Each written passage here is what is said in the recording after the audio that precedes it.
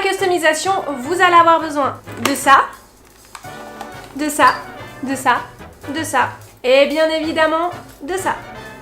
Vous me demandez souvent en commentaire où j'achète mon matériel, donc cette fois-ci, je vais vous montrer. C'est comme si on allait faire les courses ensemble, je suis trop excitée. Et attention, hein, pas de bonbons et de pâte à tartiner dans le caddie, hein. Ça va mal finir ça. Hein. Je vais vous faire découvrir une nouvelle fonctionnalité qui s'appelle acheter sur Google. Ça permet de commander dans différentes boutiques en ligne et de n'avoir qu'un seul panier avec tous les produits à l'intérieur que vous désirez. Ici, comme j'ai envie de customiser mes baskets, je vais dans Google Shopping, je tape par exemple les feutres Posca parce que j'en ai besoin pour customiser mes chaussures. Et une fois que la page avec tous les produits s'affiche, je vais cliquer sur la fonctionnalité acheter sur Google. Et maintenant que tous les produits qu'on peut acheter via Google sont affichés, je sélectionne ceux que je souhaite. Donc ici, je vais prendre la mallette avec plein de feutres parce que j'en ai besoin. J'achète tout le matériel, les baskets, le vernis, la colle, un peu de peinture encore si je suis en rade, de la feuille d'or, du scotch. Et je crois que on est bon là. Je vais dans mon panier et vous voyez que vous avez tous les produits que vous avez sélectionnés et vous allez pouvoir payer en une seule fois. Ce qui est pratique, c'est que sur Google Shopping, on peut aussi comparer les prix. Donc là, par exemple, pour ce téléphone, on peut voir qui est le moins cher. On n'a pas besoin aussi de faire 300 000 magasins. Pour mon exemple personnel, j'ai envie de redécorer ma chambre. Je vais acheter la peinture, le matériel, tout ce qui est accessoires de déco et de customisation en une seule fois. Et comme tes boutiques sont référencées sur acheter sur Google, elles sont sûres et on va pas avoir de mauvaises surprises à l'arrivée. Et donc voilà, une fois que j'ai validé mon panier, j'ai reçu tout le matériel que je vous ai montré. Et maintenant, on va pouvoir customiser les chaussures. Allez! Avant de commencer, si tu aimes ce style de vidéo, n'hésite pas à mettre des pouces vers haut pour m'encourager, à me dire en commentaire ton style de chaussures préféré ou bien quel style de tuto tu aimerais voir sur ma chaîne et aussi à t'abonner à ma chaîne. Et on va la faire courte cette fois-ci, mais n'oublie pas la cloche, la cloche, la cloche, la cloche. Alors, la première chose que je vais faire, c'est enlever les lacets et mettre du scotch sur la partie en plastique de la chaussure. Allez, on enlève, enlève, enlève, enlève. Bon, je vous avoue, je fais une confession, je pars un peu en roue libre, je sais pas vraiment ce que ça va donner. Et maintenant, je vais prendre le scotch que j'ai commandé et je vais le mettre sur la partie en plastique, sur la semelle. Je cherchais le mot. J'ai mis le scotch sur la semelle et on le voit pas, mais aussi sur le logo. C'est maintenant à la peinture et pour ça je vais essayer de trouver des photos d'inspiration. J'en ai déjà quelques-unes, je vais vous montrer ça tout de près. Je me suis inspirée de modèles pastels que je trouvais trop cool. Et bon, ça va pas être exactement la même chose, mais ça me donnait un petit peu des idées. Allez, on va commencer par la peinture. C'est parti! Au début j'ai un peu tâtonné, en fait j'ai essayé de mélanger deux couleurs des feutres Posca. Je voulais faire en fait un effet pastel. Avec mon pinceau, j'ai mélangé deux couleurs et je l'ai appliqué directement sur la chaussure. C'est pas une mauvaise idée en soi, mais en fait ça sèche super vite et c'est hyper laborieux à faire. Et après il faut remélanger de la couleur et ça s'étale super mal. Et du coup je suis directement passée au feutre sur la chaussure. J'ai commencé à appliquer du violet et sur l'arrière du rose. J'ai également colorié la bride en rose. Sur l'arrière j'ai mis du vert. Et voici ce que ça donne pour l'instant. Et maintenant je vais m'attaquer à l'autre côté. Pour ce côté-ci, je vais utiliser une couleur pêche. Et j'ai continué de colorier l'arrière en rose, la bride toujours en rose.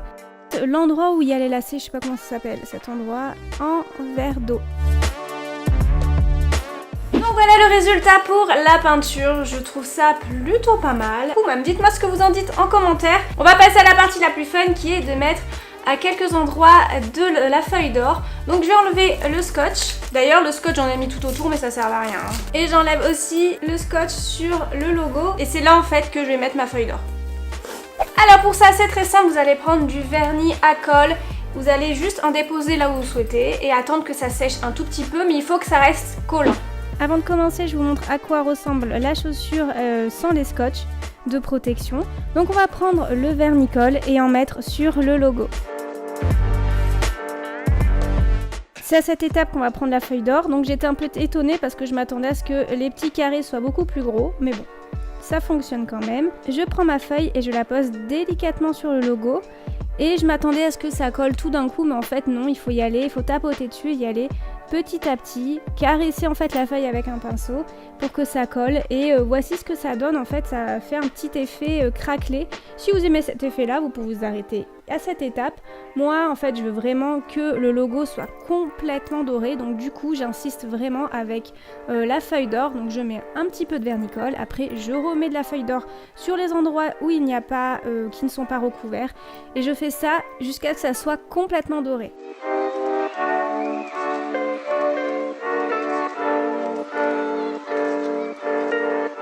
Voici ce que cela donne et je vous cache pas que ça m'a pris plus de temps que prévu. Par contre ça vaut le coup parce que l'effet il est vraiment trop cool. Et je remets du vernicole par dessus pour protéger la création. Et on fait exactement la même chose de l'autre côté.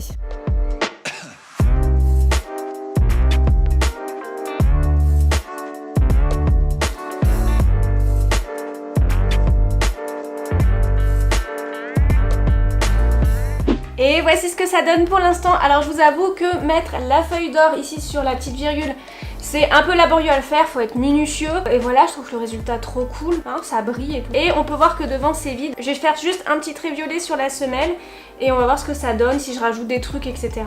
Donc c'est parti.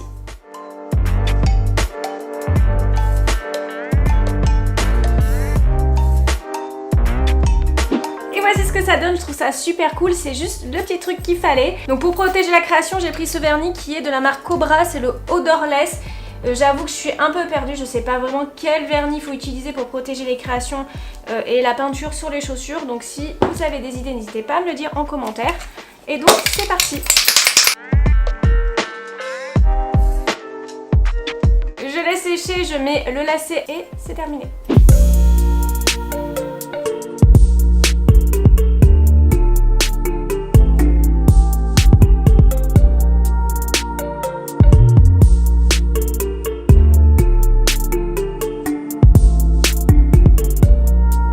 Voici le résultat, alors j'adore, je suis super fan, les petits effets dorés quand même est plutôt pas mal. Ces chaussures sont à gagner sur mon Instagram, pour ça c'est très simple, toutes les conditions sont écrites sous le post Instagram, donc je te mets le lien juste en dessous. Bonne chance! Et j'espère que cette customisation vous a plu. N'hésitez pas à mettre des pouces vers le haut si c'est le cas pour encourager mon travail, cela me fait super plaisir. Vous pouvez aussi me dire en commentaire quel style de tuto vous souhaiterez voir sur ma chaîne prochainement et bien sûr donner un nom à ma paire de chaussures. J'attends vos propositions. Pour rappel, tout le matériel que j'ai utilisé, il y a les liens en barre d'infos. J'ai utilisé la